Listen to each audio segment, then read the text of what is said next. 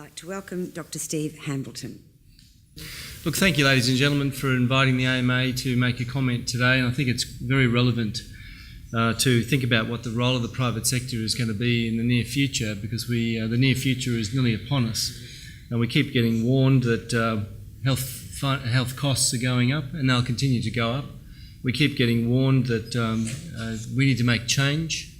We're spending about 9% of GDP on health broadly. That's about average for an OECD country. I recall being in Canada last year where they said, well, we're spending 12.5% of GDP on our health and we can afford that. What we can't afford is actually, south of the borders, 18.5% or so of GDP on health. So they were actually looking at opportunities to try and hold back health costs. And, it's about the whole health system working together, which will actually make it a little bit better. This year, broadly, you'll have been observing the public debate about costs. We've seen a whole bunch of harebrained ideas, really, or half-baked ideas that have been proffered in the public domain, and none the least of which was it the $5 or $6 co-payment that I started talking about 4 o'clock in the afternoon on the 30th of December, and I don't think I've stopped talking about it since. But it was an idea that was put up to the Commission of Audit. And I guess that's the next issue. I mean, what about that idea? We've heard it's just at GPs. It might be GPs in public hospitals. It might be GPs and outpatients in public hospitals. Does that have an impact on the people around the room? And perhaps it does if people delay or divert or end up somewhere else. We've heard about block payments for chronic disease. What we haven't heard about is what else is in the Commission of Audit. And I suppose that's been a concern to the AMA. Is there something in the Commission of Audit that affects doctors, affects the private system? And if so, I think the people in this room would like to have some opportunity to comment on it. And we don't want to see those issues for the first time in the budget. It's very important because we don't expect the Minister to have all the knowledge about health. We don't expect the government to carry all the knowledge. We do expect them to actually interface with those that do have access to the knowledge, and I guess it's the people both on the panel and in this room who would like to provide the support there. A lot of what we've heard in the public domain has actually been focused on general practice, and of course that's not the expensive end of the system. And just walking around outside in the foyer today, I saw some new toys that we can use to spend more money on our patients, and that's appropriate. We're a first world country, and our spend is going to go up, GDP is going to go up, and it's the proportion of GDP, I guess, we're interested in making sure we spend dollars efficiently, and I think that's the big issue for governments. We do have to have a conversation about it, and I think that we could certainly say that the private sector has actually been designed for a past time. We're very, very good at acute care in the public sector and the private sector. If you have a problem, we can deal with it.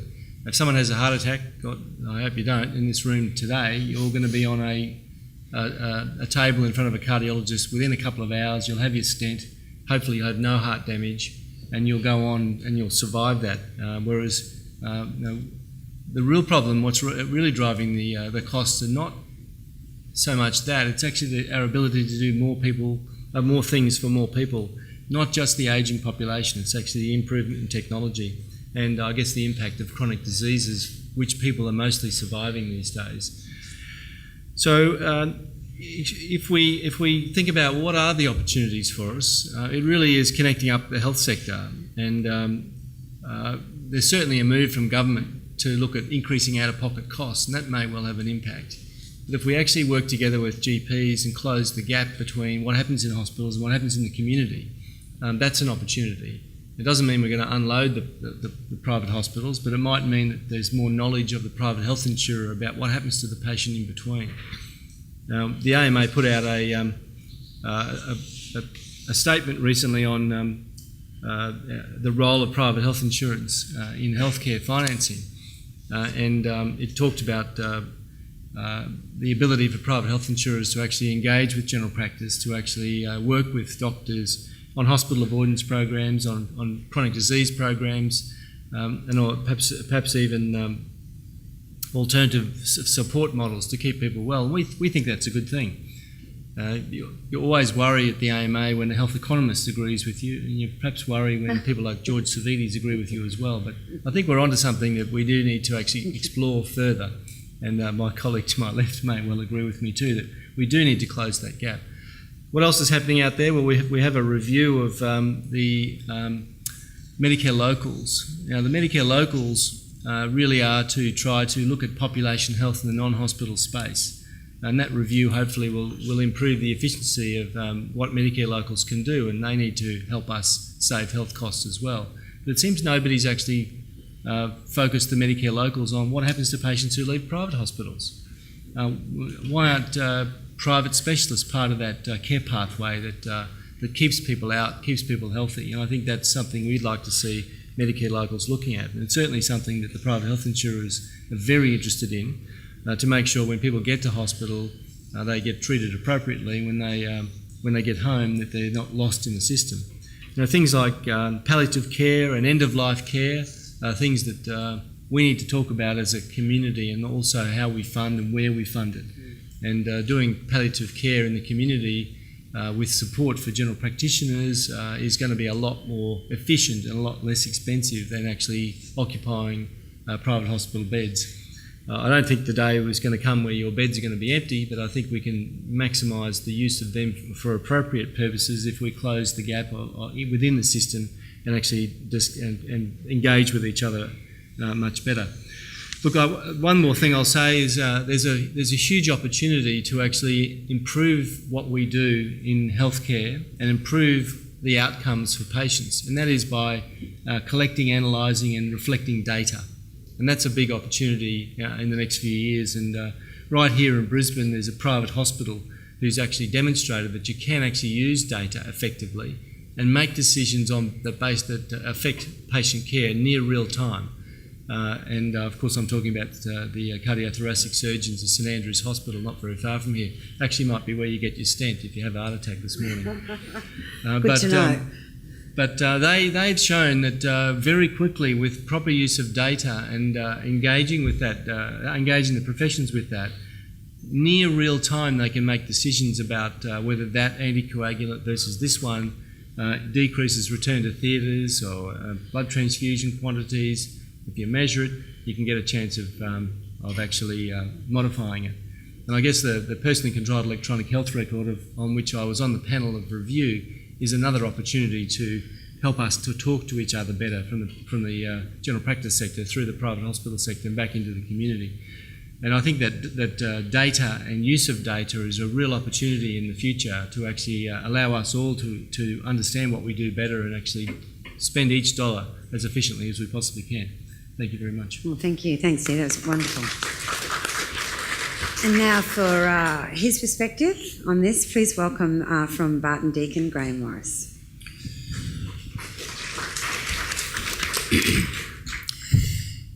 Around this country, we spend $140 billion a year on health, and it's up 125% in 10 years. And in Canberra at the moment, we've got the Prime Minister, the Deputy Prime Minister, the Treasurer, Matthias Cormann, and the Health Minister, all with their heads in a wet paper bag, trying to work out how the hell you can have a sustainable health system and how on earth you fill a $47 billion black hole in the federal budget. And they're finding it really hard. Then we've got the Audit Commission, which, as many of you know, is headed by the Business Council President. The Chief Advisor who's running the Secretariat. The Secretariat's run by Treasury and Finance. The Chief Advisor is also from the Business Council and used to be John Howard's economics man. We've got a former Treasury head on the Audit Commission. We've got a bureaucrat from Western Australia, and you've got Peter Costello's former Chief of Staff and Economic Advisor, and Amanda Vanstone. That's a tough group. You know it's tough when Amanda Vanstone's the softest of the lot. They are not a group of people who are going to be in favour of big spending. And when you have a look at some of the things that they are looking at that goes close to you, greater local control of local hospitals, the co-payment stuff, means testing of bulk billing, private health insurance incentives, empty beds in the private sector versus full ones in the public sector, the bureaucrats' duplication, red tape, and medical research. A lot of that goes fairly close to what you do. Now, sometimes business people, and there are many in this room, are really stupid when they get into the Prime Minister's office or a minister's office. And you think about this. The government has spent 6 years refining its product. It spent 33 days testing that product in the election campaign in the most cynical of climates, where your opponents and the media each night are saying your product is useless and your salespeople are dreadful. And then it is focus tested on election night by 12 million people. And yet we still get business people walking into, including some in this room, walking into the minister's offices and saying, look, I know you promised X, Y and Z, but why don't you do this? And they wonder why politicians throw their eyes heavenward. Now, you've got a very, very professional organisation in Canberra. It is well listened to. It backs up what it's saying with proper facts and figures, not just asserting things. And for an organisation like this, where you now have a supportive government which is quite interested in making sure that this sector is very, very strong, it's very, very important that everyone in this room speaks with one voice, or at least many voices but one message. And I used to be the Prime Minister's Chief of Staff in opposition and government, and it was the bane of our life. When you'd have a delegation come and talk to the Prime Minister and they'd say, PM, you ought to do this. And the Prime Minister Howard would say, I hear what you say, Graham, make a few notes, go and sort it out. Then you'd go out to the airport and there'd be a couple of people in the delegation and say, look, I couldn't say this in front of the others, but if I were you, I'd do this. And then you'd fly to Brisbane and the people in Brisbane would say, look, those bastards down south have no idea what they're doing. And the sector would wake up on a Tuesday and wonder why the government did what they did. And I just cannot reinforce this strongly enough. I thought your President's messages this morning were really, really good, and some of the goals that the industry has about shifting from public to private. But it is so important that people take away that message and that you do speak with one voice, or you are going to be really, really surprised by what this government does. And when politicians start thinking for themselves, they're not qualified, and many of them are not qualified to make judgments on your sector, which is really, really complicated when you have a look at the whole of government. And when your message is confused, politicians start thinking for themselves, and that's dangerous. Now I'd like to welcome back Chris Rex, the President of the Australian Private Hospitals Association. Thanks, Chris. Thanks, I'm not... Paul, thank you. More than one clap a day, I'm in heaven. I'm not going to say much because I spent half an hour talking to you earlier, but I think Graham's message at the end there is absolutely pivotal. Many of us have lived through our industry failing to agree on anything for many, many years. And, the four key points that I articulated to you this morning are ones I hope we can stand a chance of taking as a united industry to government. Because, in essence, if we are expanding the contribution of the private health sector with making healthcare more affordable and more sustainable in the country, which in effect we are, then if we can grow participation in health insurance to a much more lofty level than it currently is, if as a hospital sector and indeed as a funder in the sector we can fill in some of the gaps in service provision where we are significantly underweight, like emergency medicine, then I see a great opportunity for us to have a tight message which we might actually get some buy-in from government on, but secondly, some real progress in terms of the sector. Just into the only other thing I would add, which I didn't talk about earlier and was covered off by the previous panel, is that alongside that, although perhaps at a lesser rate, if we're successful on those first two strategies, is to continue to explore the utilisation of private health sector skills in running public hospitals in various circumstances. Other than that, I think I've exhausted earlier on all the thoughts I had, but we're obviously happy to pick up questions as we go along. Thanks, Chris. And finally, can we hear, please, from Mark Fitzgibbon from NIB Health Funds Limited. Thanks, Mark. Hi. Look, I get a bit bored with this constant hand-wringing about the sustainability of our healthcare spending. I'm sure policymakers and economists in the US in the 60s lamented the idea that at this rate they might one day hit 20% of their spending on healthcare. And hello, they're there. But they're not revolting on the streets over that. I think the real issue is one about, as a society, it's not how much we're going to spend on our healthcare, it's what we're prepared to trade off in terms of other economic pursuits and services and goods and services. And secondly, what are we prepared to tolerate in terms of technical efficiency? So the first issue is really one for those who enjoy economics in the room, one about allocated efficiency, what resources do we dedicate to our healthcare spending, and the second one's about technical efficiency, what level of efficiency or inefficiency can we tolerate. So I think the whole notion of expanding the contribution of private sector, the private sector and healthcare system has to be considered within that context. Otherwise, it just seems like ideology. And so the expansion into the private sector, ignoring the fiscal constraints, immediate fiscal necessities of government, is a much broader conversation to be had. And there are a number of issues I'd just like to touch upon this morning, which go to the heart of both of those technical and allocated efficiency issues. If you look at healthcare as a market, really the only form of market failure is what economists call information symmetries, and that's the inability of the consumer to make an informed choice about the price or the service they're buying relative to the seller. So if I walk into Harvey Norman and somebody tries to sell me the latest high definition TV, I know if I need that TV and what I should probably pay for it. Just I can go onto Grogan these days and test what Jerry Harvey wants to charge me.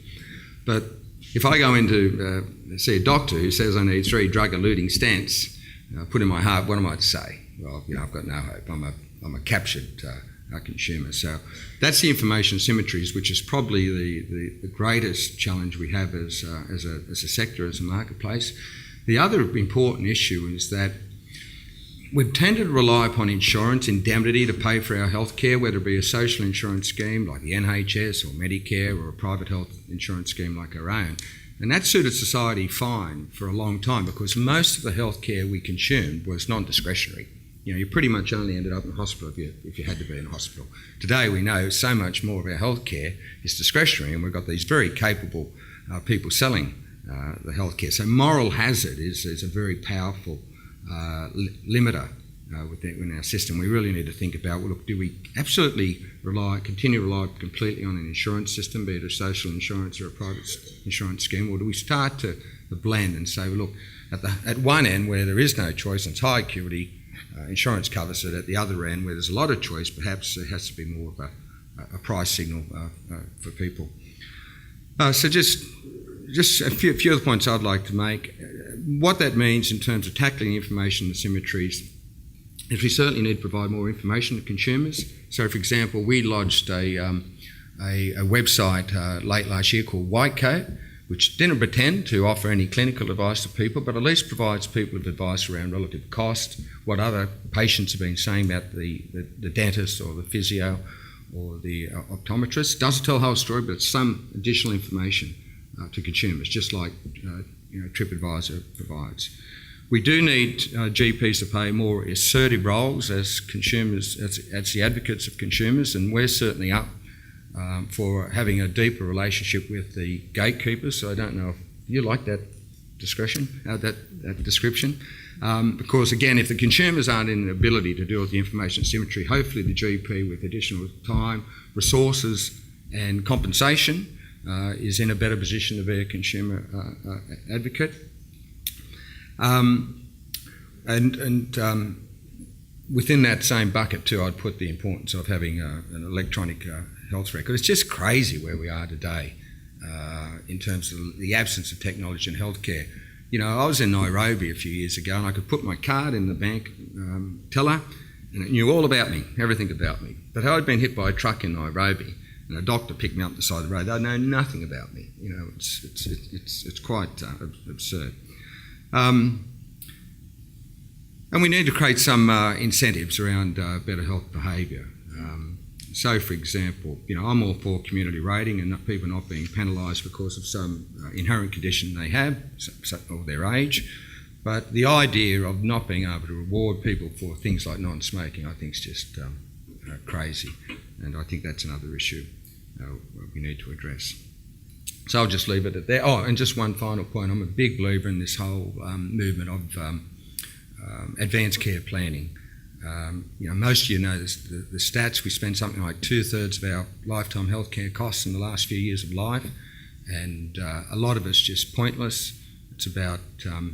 It's certainly not what the elderly typically want. What's the statistic you might know, Steve? Something like 80% of us, when we're surveyed, want to die at home, and 80% of us die in hospital. And I've had my own family experience with this recently, where my father has an aneurysm which will explode and he's too old to operate upon, and we as a family have agreed that if it does explode, as it will, he'll be allowed to die with dignity rather than being surrounded by doctors with tubes hanging out of him. So I think we're really not tackling the issue of cost explosion in the system and what is, I don't know if you call it technical inefficiency, but maybe allocated inefficiency, unless we address this issue of advanced care planning and advanced care directives. Thank you. Thanks so much to all our panellists. We're going to open up for questions now. I'd just like to, Barton, I was very interested when you spoke about delegations coming in and needing to all speak with, if not the one voice, certainly the one message. It's so hard though, isn't it? I mean, it's sort of all the noise in Canberra and all the decisions that need to be made. Any other tips for how a sector like private health can get their voice better heard? Many voices, but one message is very important. But so too is sort of relationship building. You would all understand that ministers like to open and close things. They like to be invited to speak to seminars like this. They like to go to boardrooms. They like you to come to fundraising things. And that's ministers, and one should never forget the opposition. But it's also really important to have a look at the up-and-comers. You know, in 5 or 6 years' time, there'll be a whole new bunch of people who are going to be running this country. Paul Fletcher from the northern part of Sydney, Jamie Briggs from Adelaide, Kelly O'Dwyer from Melbourne, Josh Frydenberg from Melbourne. And it's sort of important that you get to these people early about the things you do. People are very grateful if they are helped on the way up, because as we've learnt from the change of government not too long ago, the day after the election, everyone is a minister's best mate and has been for 20 years. You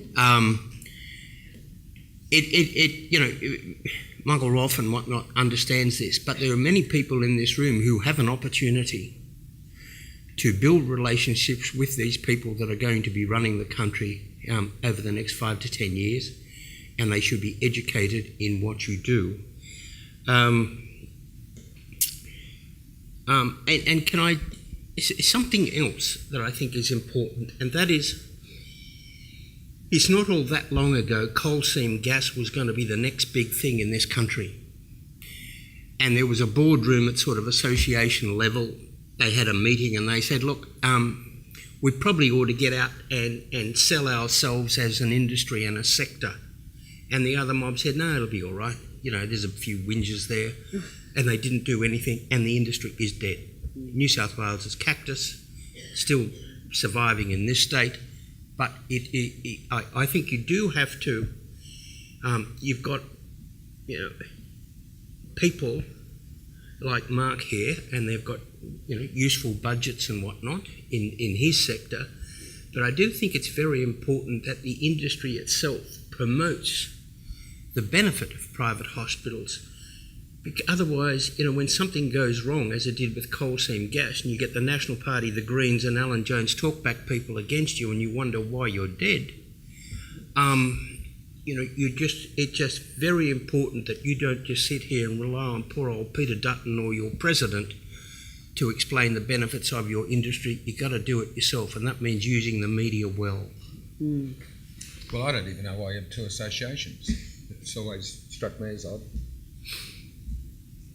I'm sorry, was that you don't know why there's two? Yeah, so I've always wondered why there's a separate private health association and a separate private hospital association. Surely we've matured way beyond that old purchase provider thing. We sail in the same sea. Very interesting point. Anyone else on the panel care to add to that one? No, I agree. I mean, I think that the history's plain. We've always loathed each other, so it's been quite appropriate to have different associations. But I agree with Mark. I mean, one of the big problems that we face, as articulated by Graham, is that it's hard enough to assemble our own part of the sector and have any agreed mission or missions, but when we then try and seek agreement with other participants, be it the AMA or insurers or whichever direction it finds itself, always proves very difficult. I mean, there should be far more opportunities, even if there remain two associations. There should be far greater interface. I mean, one of the things that we've spoken about and we haven't activated, which is unfortunate, is actually having back-to-back association congresses, so that there are shared sessions, separate sessions, but effectively it's all one thing. Because take out the bilateral pricing negotiations and a couple of other things, there are far more that we agree on, far more things that we agree on than there are things that we disagree on, and yet we only historically, not only but mainly historically, have focused on the small part of the disagreement rather than actually getting together in a more meaningful way and trying to grow the industry. So yeah, I mean, it's what he said. Well, there's something we can tweet, a possible amalgamation news flash. Just so long as I'm president. Some breaking news. I think that was just a journalistic we beat-up. do have a question. Yes, sir. Richard Royal. It's an unfortunate thought for me that it's 35 years that I've been in hospital management, and whilst I can't remember everything from 35 years ago, one of the things I do remember is that there's been conversations for at least that period of time around how to deal with chronic diseases. And I'm sure, Mark, your business is not different from other health insurers. I think it's roughly about 2% of your contributors will spend well north of 50% of the money. And if you look publicly and privately, that is an ongoing problem.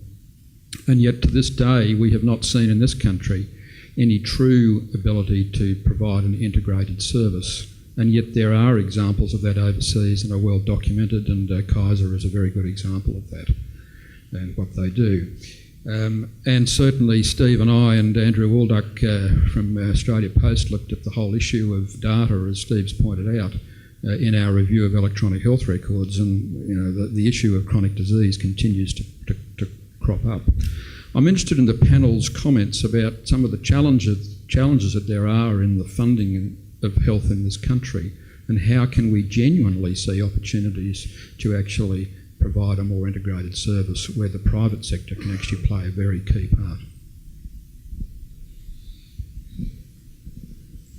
Well, I think there are issues inside the health sector and outside the health sector, and I think we heard it touched on earlier that why aren't we as a community looking at ways of decreasing the incidence of chronic disease by incentivising people who do good things. Many of the impacts on the health of society are not in the health sector, not in the private hospital sector. They're actually in other portfolios. It might even be urban design to facilitate people taking their kids to school or walking to school. It might even be in public lighting. It might even be in all sorts of other portfolios. So if we put that to one side and think about how do we structurally incentivise better health, that's the first issue. Health literacy, as we've heard, and we heard today even that when you are offered treatment and you really are not in a position to make a judgment about whether that's right or not, that's a huge issue. And I guess health literacy broadly is an issue which can actually help with that allocative efficiency that we see.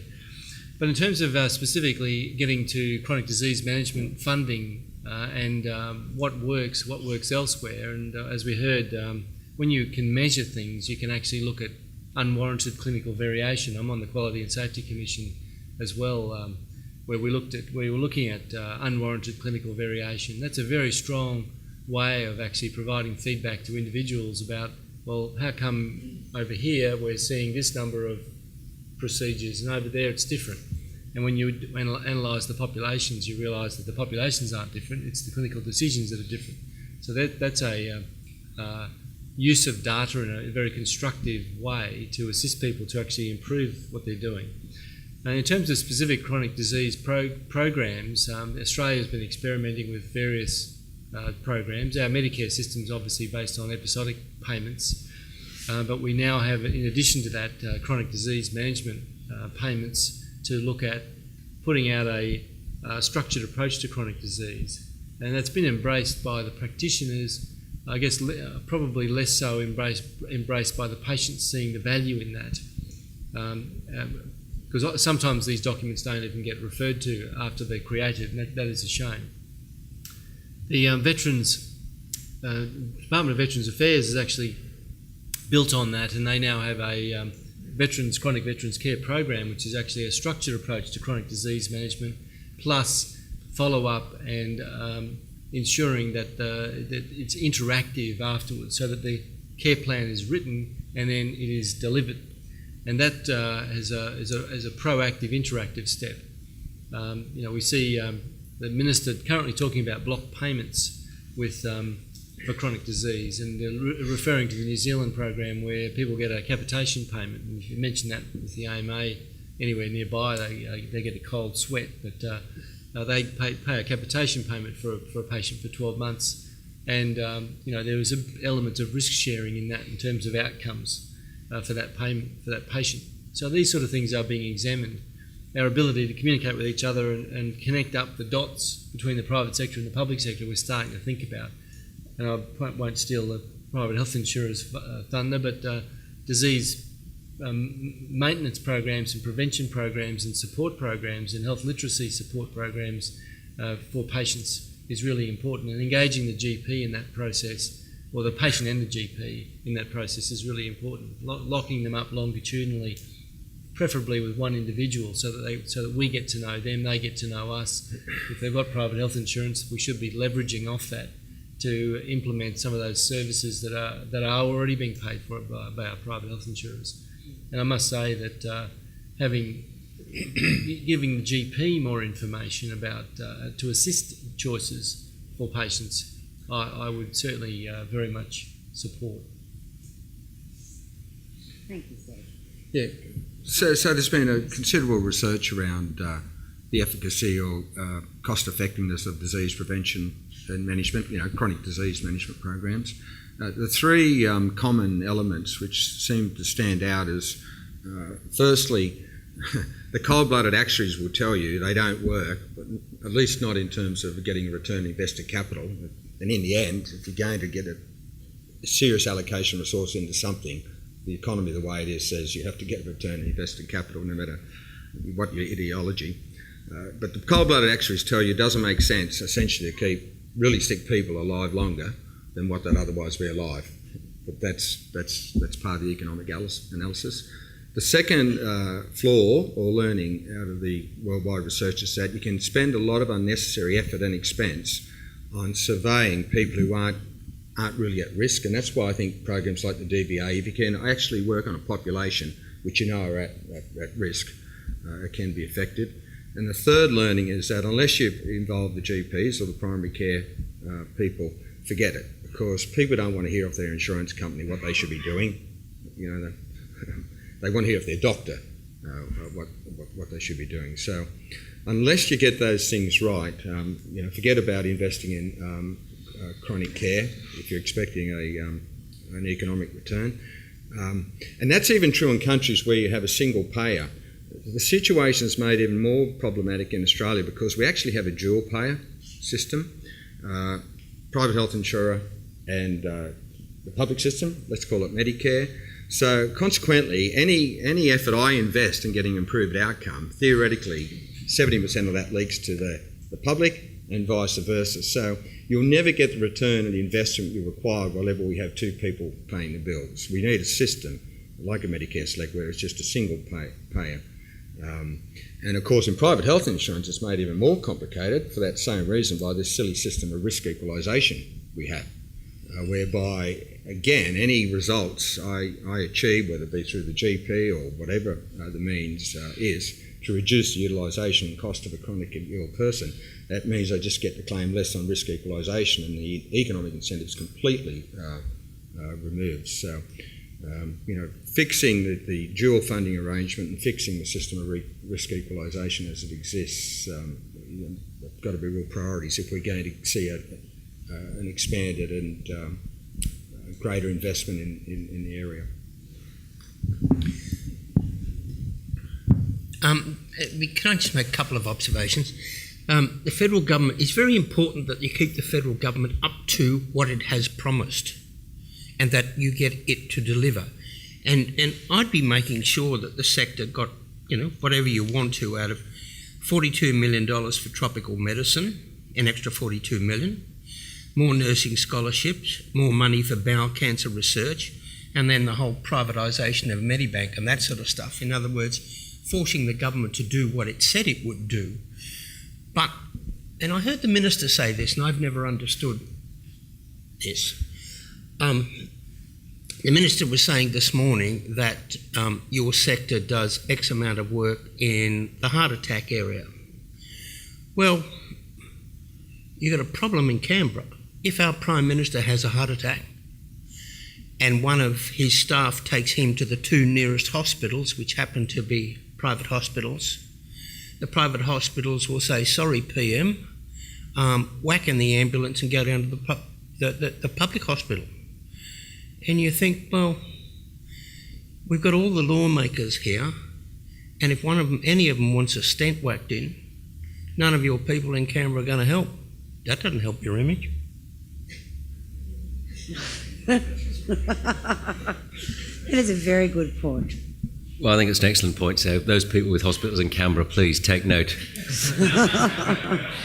But I think you know, what I spoke about earlier, you know, there is the biggest, you know, gap in what's funded or not funded and what's provided or not provided in the private health system is emergency medicine. So we have, as I said before, for the benefit of those who weren't here, 47% of the population with health insurance and only 6% of emergency medicine episodes provided in the private sector. So take your point entirely that from a purely political point of view, that is an issue in that town, but it is a wider systemic issue that we are letting your members, our potential patients down, that when they do get knocked over or they do have a heart attack or whatever it is, you know, over 90% of the time they're going to end up in a public ED, which then leads them to being converted into a private patient in a public hospital, and they are lost generally to the private system. So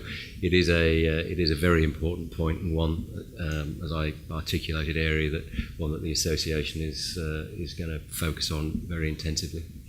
Thanks, Chris. And we have time for one last question. This gentleman here.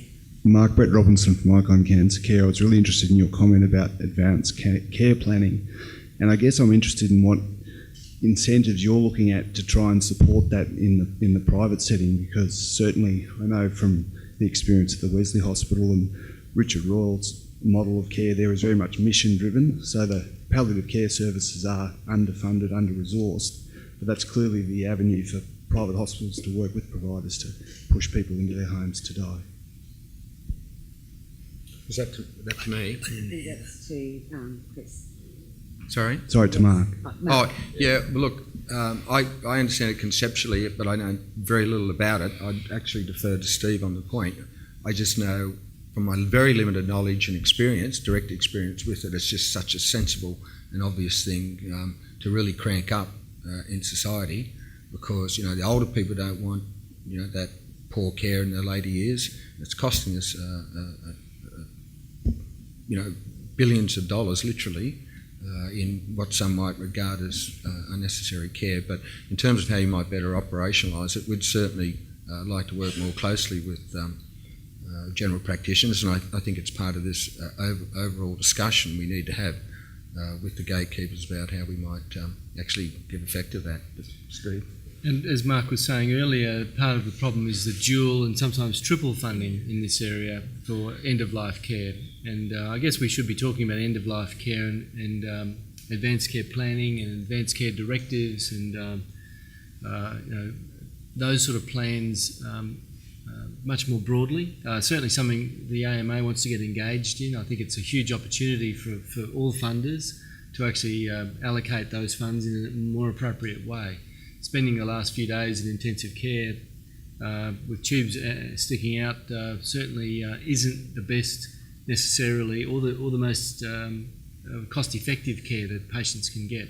And certainly we've raised this with Peter Dutton. Of course, it's very difficult for governments to talk about end-of-life care because it looks like they're trying to save money. And euthanasia. Yeah. And, well, the euthanasia debate tends to derail the debate somewhat as well. But the reality is that you know, when the public hospitals look at can we send someone home, the Medicare system doesn't sufficiently fund GPs to pick up the slack.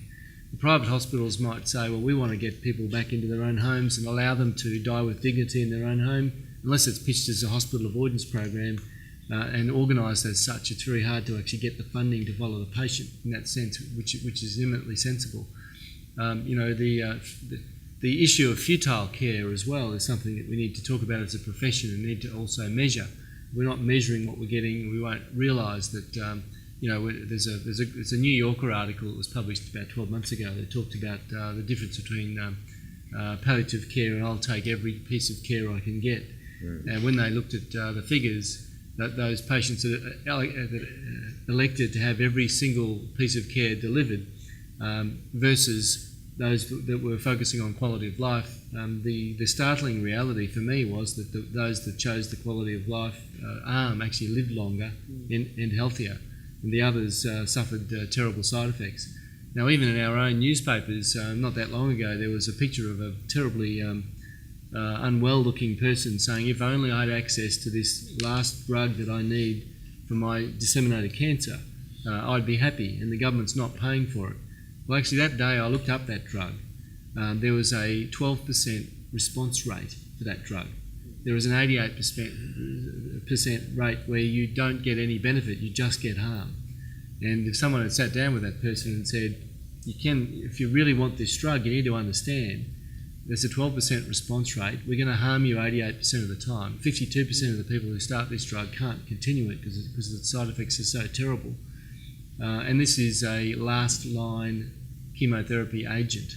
You know, realistic conversations with our community and our family and our loved ones about what do we want for the end of life is a hard conversation, but it is an appropriate conversation to have. And, you know, we're talking about health financing. The spin-off is that you'll actually save money at the end of life, most likely, if we can allocate those funds in a different way. But it's a hard conversation to have. We're certainly happy to try and generate some of those conversations because at the end of the day, it's better for patients. Mm-hmm. Thanks, Dr. Hamilton. Lots of good food for thought there, and also from all our panellists that I'd like you to now please join me in thanking Dr. Stephen Hamilton, Graham Morris, Chris Rex and Mark Fitzgibbon.